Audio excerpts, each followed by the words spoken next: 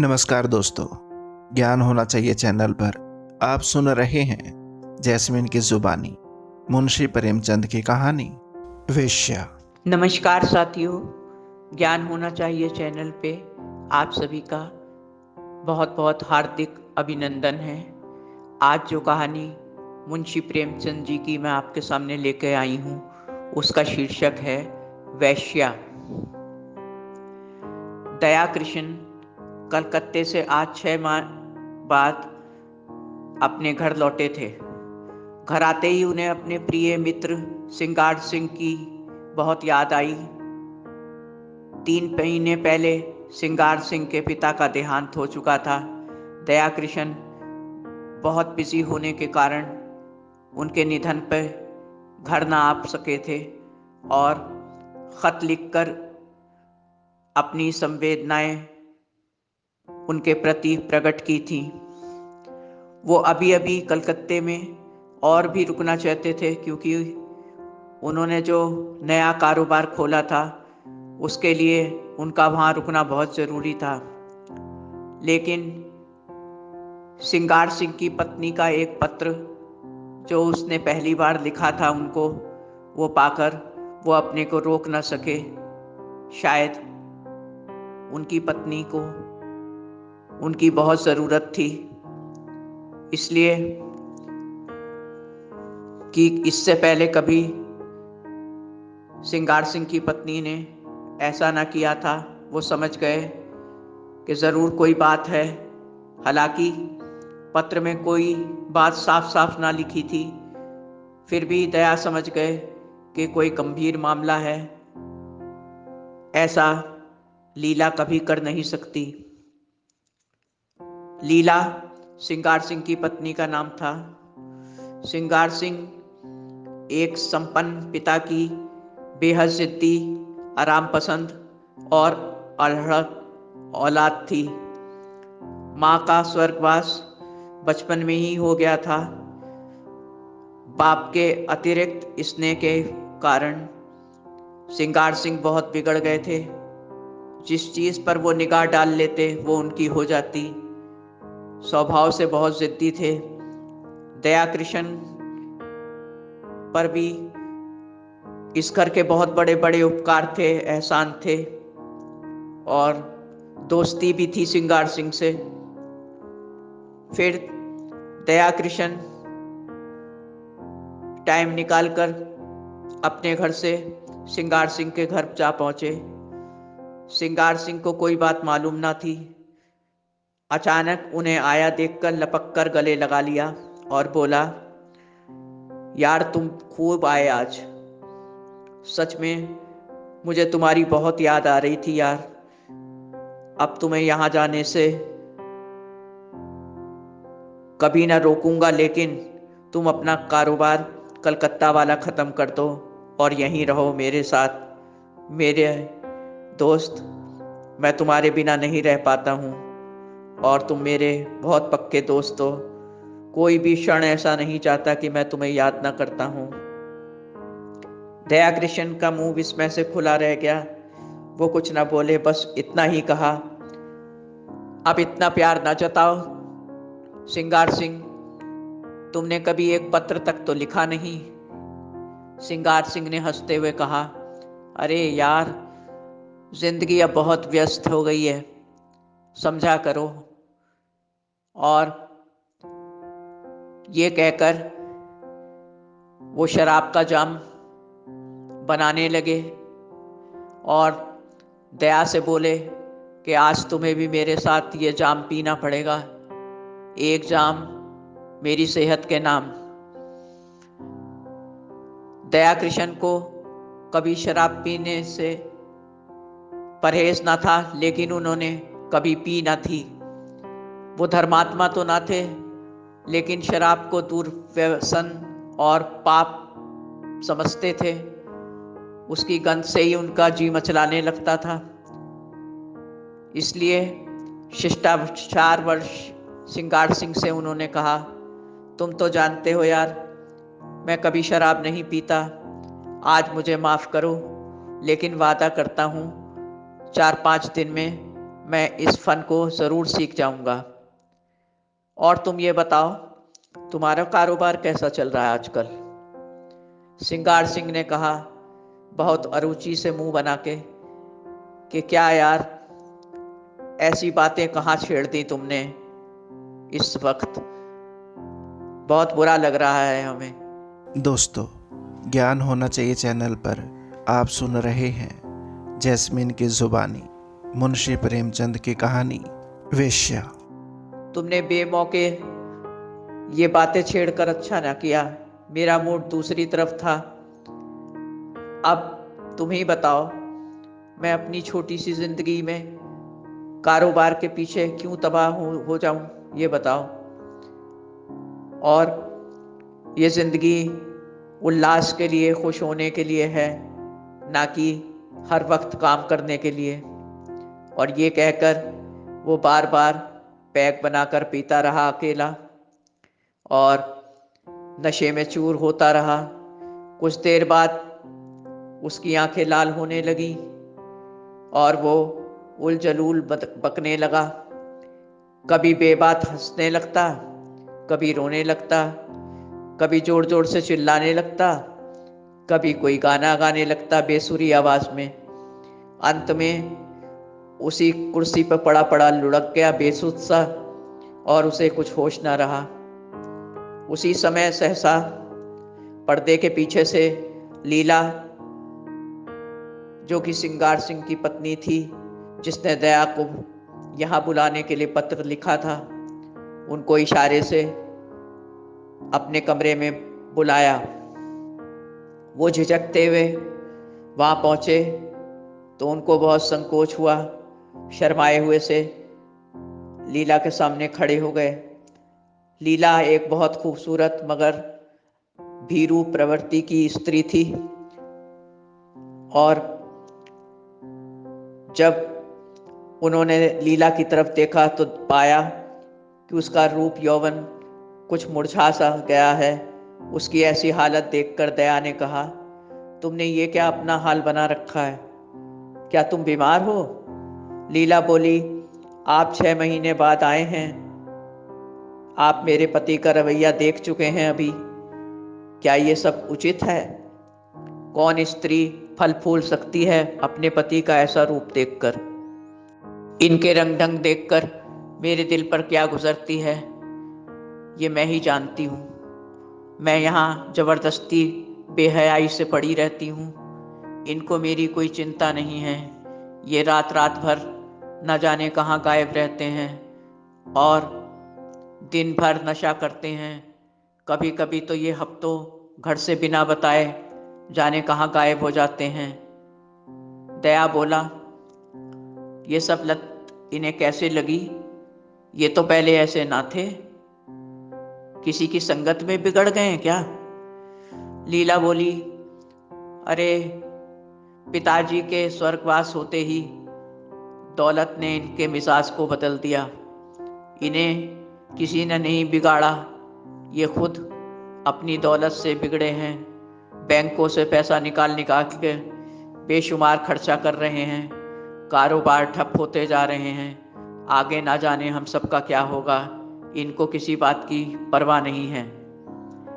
आगे वो व्यथित होकर बोली कि मुझे आप पर भरोसा है, इसीलिए आपको यहाँ बुलाया भी है मैंने। अगर आपके समझाने बुझाने से भी अब इनके ऊपर कोई असर ना हुआ तो मैं कसम खाकर कहती हूँ, अब मैं इस घर में एक क्षण भी ना रुकूंगी और हमेशा के लिए ये घर छोड़कर चली जाऊंगी। वो बोली, आप तो जानते ही हैं, मेरे पिता फौज में सूबेदार हैं। घर की ये सब तबाही या इनकी कोई शिकायत मैं कभी नहीं करती हूँ और घर वालों से इनकी तारीफ ही करती हूँ। अगर मेरे घर वालों को ये सब बातें पता चल जाएं तो आप ही बताइए इनका क्या हाल होगा। उसने उत्तेजित होकर कहा, इस घर में मेरा जितना अपमान अवहेलना हुई है उतना जिंदगी में कभी नहीं हुई।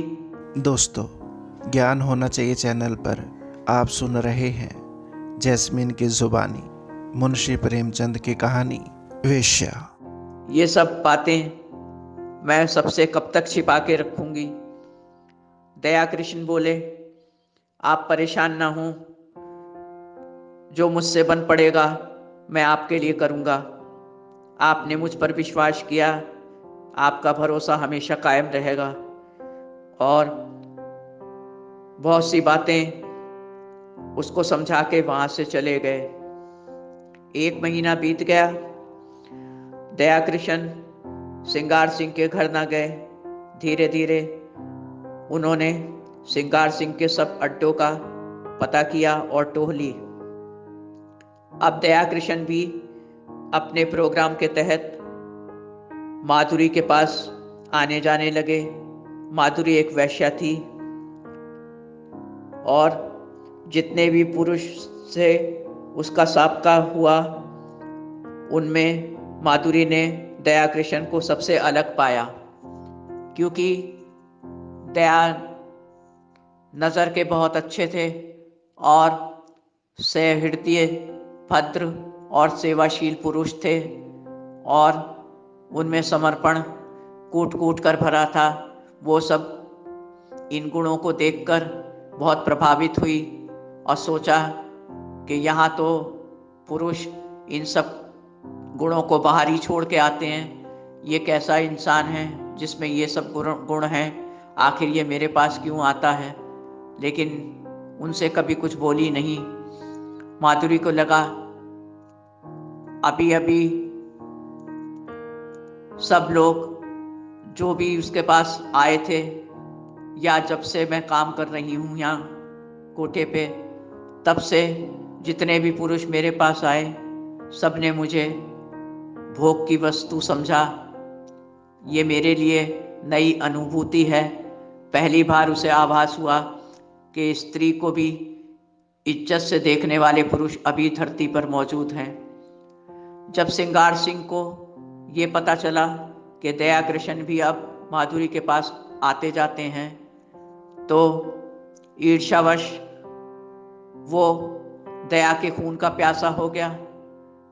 उसने दया कृष्ण के पीछे अपने कई शोधे लगा दिए कि जहां दया दिखे उनको मार गिराओ, कोई दया न करना उसके ऊपर, चाहे कुछ भी हो जाए, मैं तुम्हें भरपूर पैसा दूंगा, मेरे लिए ये काम करो। और खुद भी पिस्तौल लेकर उसकी टोह में रहने लगा। ये सब देखकर माधुरी घबरा गई। एक दिन दया कृष्ण जब उसके पास बैठे थे तो बोली, आप मेरे पास अब यहाँ ना आया करिए, आपकी जान को बहुत खतरा है। दया बोले, मुझे परवाह नहीं, ना मुझे किसी का डर है। माधुरी बोली, ऐसी बात ना करिए, सिंगार सिंह आपके खून का प्यासा है, वो मेरे इर्द गिर्द तुमको सहन नहीं कर पा रहा है। वो मुझे रात दिन तुम्हारे ताने देता है, मेरे साथ गलत व्यवहार करता है, गालियां देता है। मैंने बहुत कस्में भी खाई कि दया ऐसे इंसान नहीं है, लेकिन वो निर्दयी मुझ पर और भी अत्याचार करता है। उसको मेरी किसी भी बात पे भरोसा नहीं। आप मुझे इस यातना से बचा लीजिए, आप यहाँ ना आया करिए, नहीं तो आप मार दिए जाएंगे। दया बोले, माधुरी, मुझे तुमसे कोई लालच नहीं है, ना मैं किसी खास बात से यहाँ आता हूँ, लेकिन तुम अपनी साथ वालियों से बिल्कुल अलग दिखी, इसलिए मेरा कुछ ऐसा लगाव हो गया है जो जिसमें बिल्कुल भी गंदगी शामिल नहीं है। मेरी बात पर भरोसा करो। आगे बोले, माधुरी, सिंगार सिंह के मेरे ऊपर बहुत से एहसान हैं। उसकी पत्नी बहुत नेक स्त्री है। उसने मुझे कलकत्ता में एक पत्र लिखा। जब मैं यहाँ आया तो उसने पूरी दास्तान मुझे बताई। उसी के लिए तुमसे सिंगार सिंह का अलग करने के लिए ये सब ढोंग मैंने रचा और मैंने तुम्हारे पास आना जाना शुरू किया। उसका घर बर्बाद होता मैं नहीं देख सकता। मैंने माया से वायदा किया है कि चाहे कुछ भी हो जाए, सिंगार सिंह को तुम्हारे पास वापस लाकर रहूंगा। माधुरी का अभिमान एक क्षण में टूट गया। तड़प के बोली, अब बताओ आपके आगे क्या इरादे हैं? तुम अपने संस्कारों से ना हटे, ये मुझे मालूम है। लोग यहाँ स्त्री का अपमान करने आते हैं। मैं अब सिंगार सिंह के साथ ही खुश हूँ। आप यहाँ से जा सकते हैं। दोस्तों, ज्ञान होना चाहिए चैनल पर आप सुन रहे हैं जैस्मीन की जुबानी, मुंशी प्रेमचंद की कहानी वेश्या। और आप आज के बाद कभी भूल के भी मेरी ड्योढ़ी पे कदम ना रखना, नहीं तो बहुत पछताओगे। और गुस्से से उठकर बगल के कमरे में जाकर किवाड़ बंद कर लिए। दया कुछ कश्मकश में मरमाहत से वहाँ बैठे रहे। फिर अपने मुर्दे से बदन को धीरे धीरे उठाया और अपने घर की तरफ प्रस्थान किया। धीरे धीरे घर पहुंचकर चरपाई पर लुढ़क गए, जैसे शरीर में जान ही ना हो। इस तरह से घर के अंदर पड़े रहते, दिन रात सोचते रहते। एक तरफ माया का घर था, दूसरी तरफ माधुरी। यही सब सोचते सोचते उनका दिमाग काम नहीं करता था। एक दिन सहसा किसी ने द्वार खटखटाया। उसने द्वार खोला तो देखा सिंगार सिंह सामने खड़े हैं। बिखरे हुए बाल और अस्त व्यस्त हालत में वो बदहवास सा लग रहा था। दया बोला, अरे मुझे बुला लिया होता सिंगार, तुम क्यों तकलीफ में हो? क्या हुआ है तुम्हें? सिंगार सिंह ने चुभती हुई नजरों से उसकी तरफ देखा और बोला, मैं यहाँ फालतू बकवास करने नहीं आया हूं दयारा। माधुरी को कहाँ छिपाया है तुमने, पहले ये बताओ। वो तुम्हारे ही पास है, मैंने हर जगह ढूंढा, वो ना मिली। दया बोले, अरे वो यहाँ क्यों आने लगी? कैसी बातें कर रहे हो सिंगार सिंह? सिंगार सिंह गुस्से से पागल होता हुआ बोला, मैं तुम्हारा खून पी जाऊंगा। दया सच सच बता दो माधुरी कहाँ है, वरना मुझसे कोई बुरा ना होगा। तुम सोच भी नहीं पाओगे कि तुम्हारा क्या अंजाम होगा। अभी तक तुमने मेरी दोस्ती देखी है, दुश्मनाई पे उतर आया तो एक पल में तुम्हारे प्राण पखेरु उड़ जाएंगे। मुझसे चालाकी करने की जरूरत नहीं है। अब भी मौका है, बता दो वो कहाँ है। और दया के कुछ ना बोलने पर उसने दया के घर का एक एक कोना, अलमारी के पीछे एक एक कमरे को छान मारा, चरपाई के नीचे देखा और सब जगह जहां मुनासिब था उसने घूम घूम कर सब जगह की तलाशी ली। और जब वो ना मिली तो दया के पास आकर बोला कि बड़ी बेवफा औरत थी और मक्कार भी थी। और फिर जेब में हाथ डालकर एक खत निकालकर दया को दे दिया। दया ने वो पत्र खोला और पढ़ना शुरू किया। माधुरी ने लिखा था, मैं कहीं जा रही हूं और मुझे ढूंढने की कोई कोशिश ना करना। मैं कब वापस आऊंगी ये मुझे खुद भी मालूम नहीं। इस बेशर्मी और बेहयाई की जिंदगी से अब मुझे बहुत नफरत हो गई है। मैं सिर्फ लोगों के लिए एक खिलौना ही थी और लोग मुझ पर संसार भर की दौलत अपने स्वार्थ के लिए लुटाते थे। मैं उनसे पूछना चाहती हूँ, अगर उससे लाख गुने ज्यादा सोने और दौलत से उनकी बहू बेटियों को या स्त्रियों को लाद दिया जाए तो क्या वो इस रूप के बाजार में उनको बैठा सकते हैं? नहीं ना।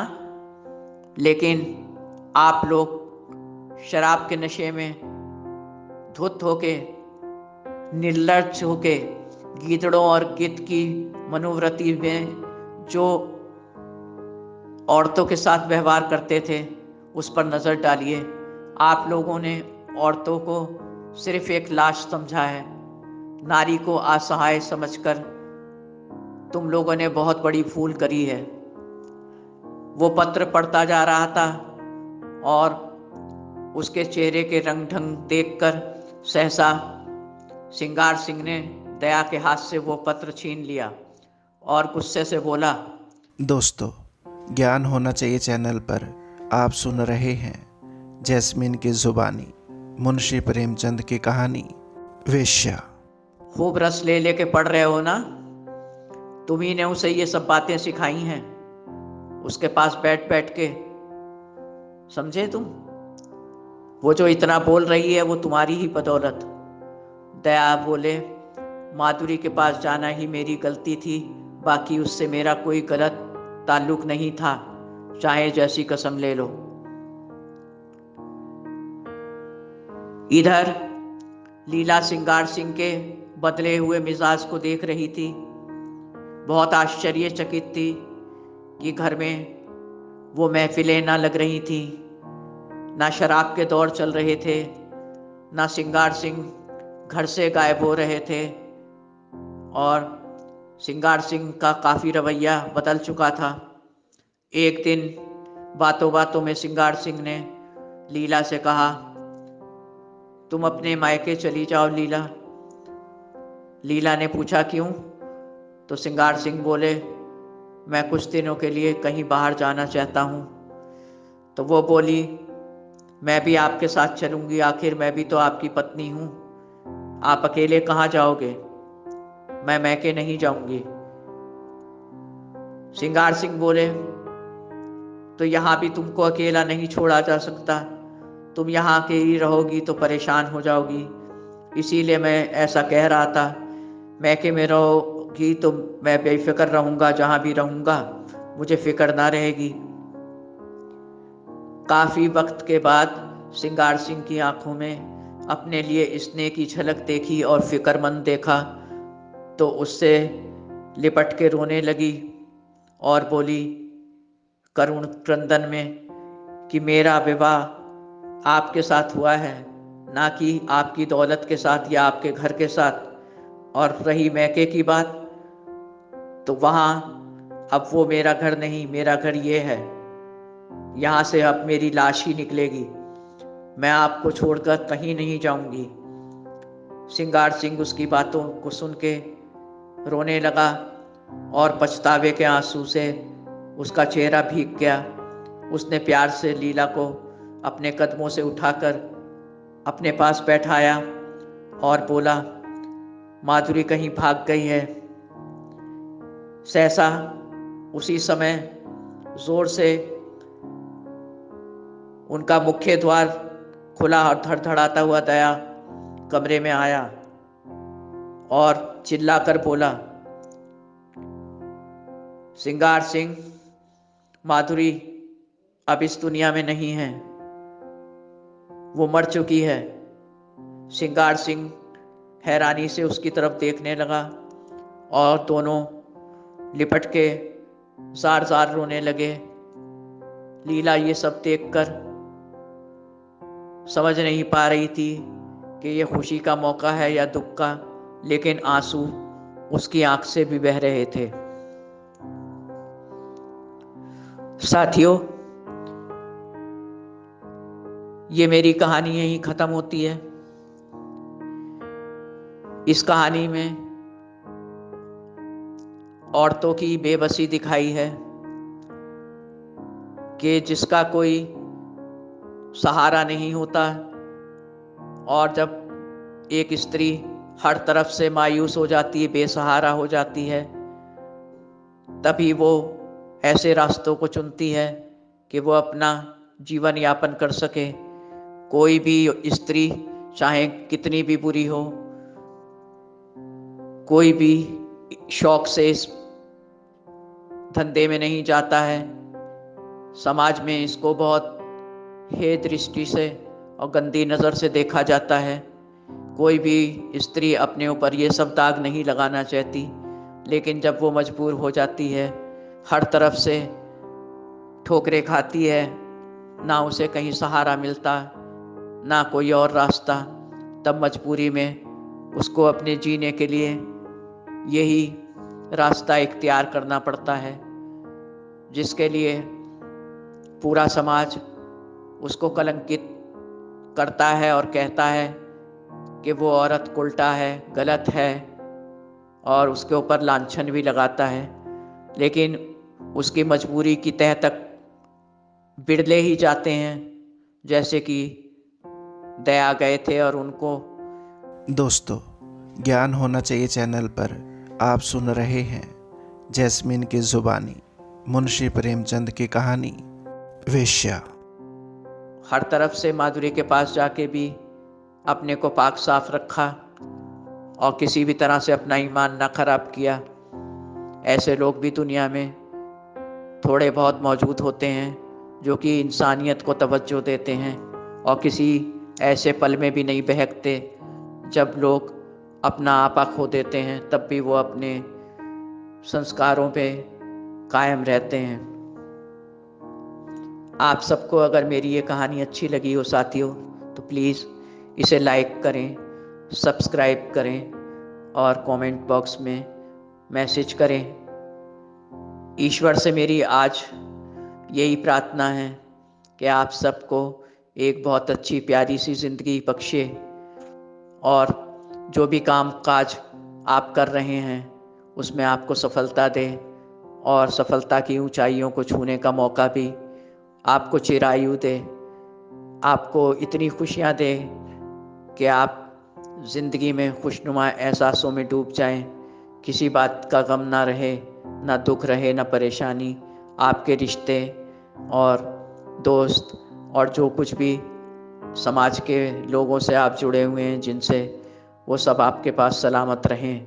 आपका हृदय हमेशा खुशियों से सराबोर रहे। अब अगली कहानी तक के लिए दोस्तों मुझे इजाज़त दीजिए। बहुत जल्दी आपसे फिर मुलाकात होगी एक नई कहानी के साथ। तब तक के लिए मैं आपसे आज्ञा चाहती हूँ। आपको बहुत बहुत नमस्कार। आपकी अपनी जैस्मीन। धन्यवाद। दोस्तों, आशा करता हूँ कि ये कहानी आपको पसंद आई होगी। वीडियो को लाइक और चैनल को सब्सक्राइब ज़रूर करें। धन्यवाद। आपका अपना संसार। नमस्कार।